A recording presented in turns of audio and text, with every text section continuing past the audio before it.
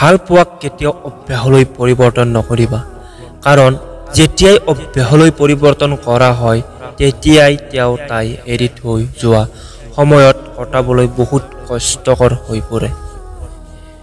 জীৱনত মই লিখি থৈ যাম এখন উপন্যাস, তাত থাকিব তোমাৰ মোৰ ভালপোৱাৰ ইতিহাস। তুমিও পঢ়িবা, পঢ়িলে বুজিবা কিমান গভীৰ আছিল মৰমবোৰ। ডায়েৰী পৃষ্ঠাতে লিখিম তোমাৰ নাম, তাতে থাকিব তোমাৰ মৰম আৰু অভিমান। দুখবোৰ নিজৰ মাজতে থোৱা, কিয়নো দুখবোৰ তেতিয়া তোমাৰ মন পাতলিব বুলি কাৰোবাৰ আগত প্ৰকাশ কৰিবা। তেতিয়াই তুমি কিছুমান খন্তকীয়া মিচিকীয়া অনুভূতিৰ বলি হ'বা, আৰু সেই অনুভূতিয়েই উপহাস হৈ সমাজৰ চৰ্চাত পৰিণত হ'ব। জীৱনত কাকো বেছি ইগনোৰ কৰিব নালাগে, কাৰণ জীৱনটো দীঘলীয়া হয়। কাক কেতিয়া প্ৰয়োজন হয় কোনো ঠিক নাই।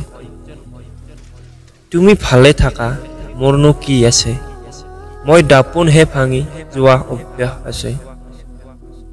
ল'ৰাবোৰক কৈছো দেই, প্ৰেমত ব্ৰেকআপ হ'লে মদৰ বটলত নহয়, কামত হাত দিয়া। মদহী হ'লে তাই তোমাক হাঁহিবলৈ সুযোগ পাব, কিন্তু কাম কৰি উন্নতি হ'লে তাই এদিন কান্দিব। নাম নকওঁ, কিন্তু এজন আছে যাৰ প্ৰফাইল সদায় চেক কৰোঁ।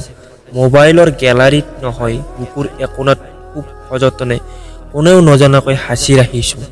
সেই মানুহজনক আজিও মাজ নিশা মনটোত উচপি উঠে কেৱল তোমাৰ বাবে।